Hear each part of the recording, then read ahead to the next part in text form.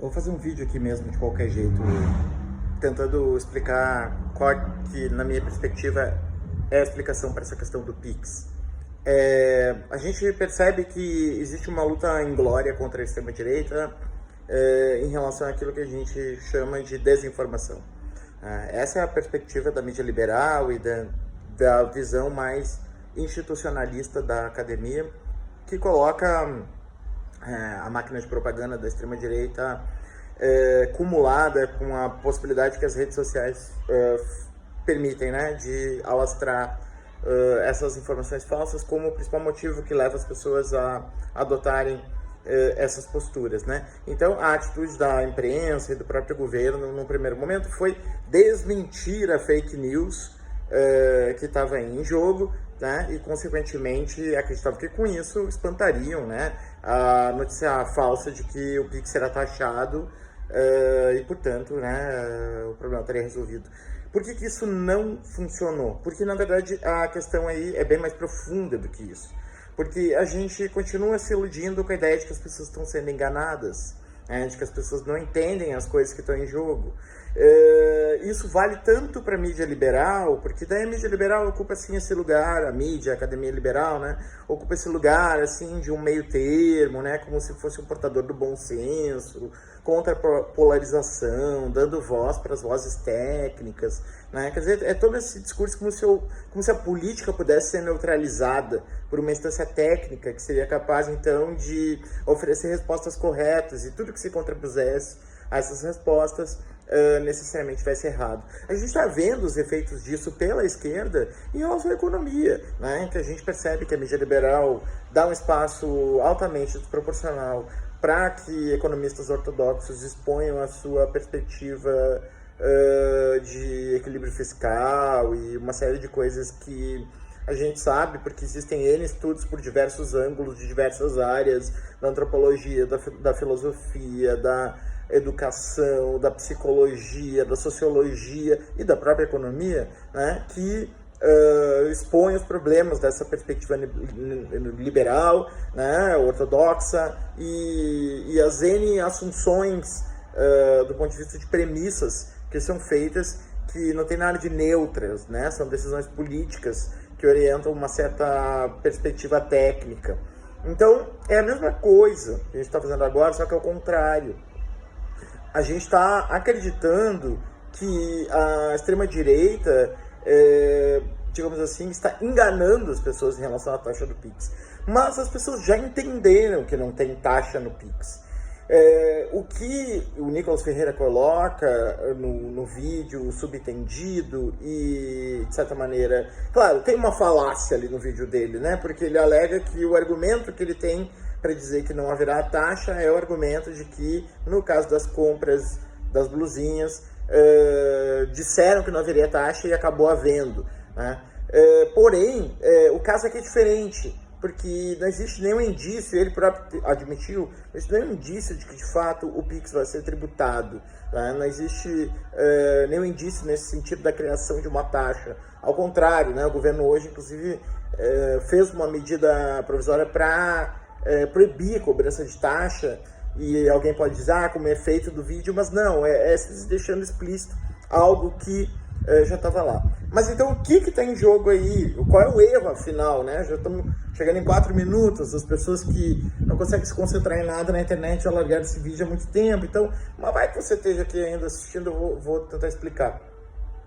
As pessoas entenderam que o que está em jogo aí é que, por meio dessa fiscalização, a Receita vai conseguir identificar discrepâncias entre movimentação de conta e valor declarado, né?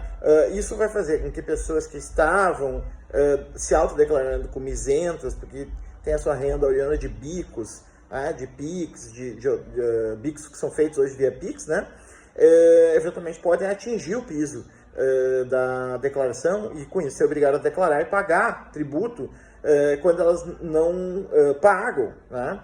Então, as pessoas entenderam que o que a gente chama de taxa do Pix, né, imposto do Pix, na verdade é imposto de renda, que vai ser cobrado de pessoas que se autodeclaram como isentas, não se localiza essa fonte de arrecadação por parte da Receita, e com um acesso ampliado ao Pix,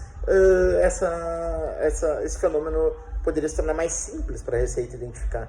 Então, o que a população realmente está aderindo é a ideia anarcocapitalista de que o imposto é roubo, de que as pessoas já pagam demais, e até, digamos assim, né, de que, portanto, sonegar é uma espécie de direito que a pessoa tem, né, e toda a ampliação dos poderes fiscalizatórios da Receita necessariamente conduz a uma certa arbitrariedade de um Estado saqueador, né, que retém dinheiro das pessoas e não devolve na forma de serviços públicos adequados, né. Então tem um discurso crítico ao Estado aí, que é um discurso orgânico, é um discurso que envolve uma visão axiológica, que envolve valores. Não é só o engano, não é que essa é só a superfície do problema. No fundo do problema existe algo que vai para além disso. E esse enrosco o governo não conseguiu solucionar, porque a esquerda tem uma resposta para esse problema, tá? Porque a gente concorda que as pessoas pagam imposto demais, mas quais? Tá? Então a nossa resposta não é qualquer pessoa que paga imposto demais. Quem paga imposto demais são os pobres. Quem paga imposto demais é a classe média. Quem paga pouco imposto são os ricos. Então, a esquerda poderia, sim, aproveitar, por exemplo, essa deixa para dizer, olha, nós estamos percebendo uma resignação, uma solidariedade da população em relação aos motoboys, em relação aos pedreiros, em relação, sei lá, ao sujeito que faz de conserto na casa de pessoas que eventualmente podem cair no imposto de renda e ter que pagar tributo, sendo que hoje são isentos.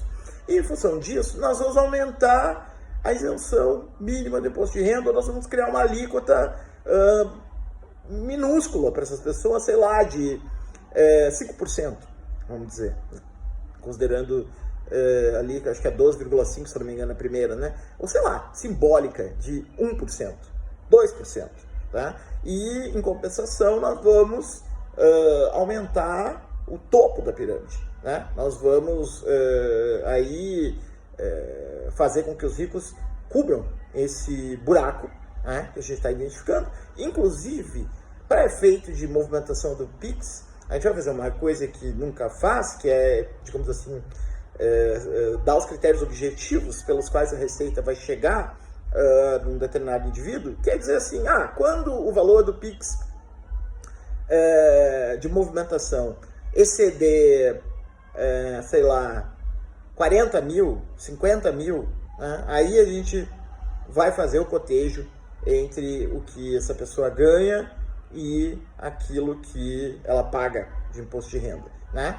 Então, assim, existe sim uma percepção mais ou menos realista da população de que não a Receita, mas o Ministério da Fazenda, do Haddad, está indo atrás do dinheiro dos pequenos, né?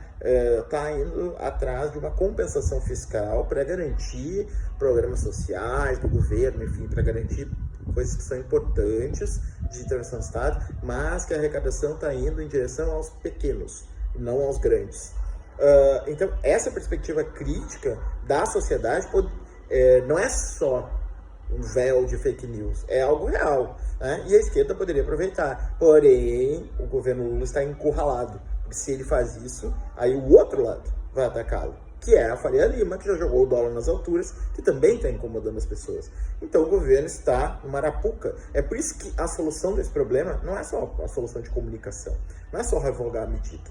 Tem um problema político aí, de fundo, que está envolvido e que o governo vai ter que buscar desenroscar. Mas não é só com essa ideia do certo, do correto, que a coisa se resolve. Tem mais coisa nesse angu aí do que apenas essa perspectiva de fake news, de verdadeiro e falso, essas coisas todas que simplificam um pouco a disputa política.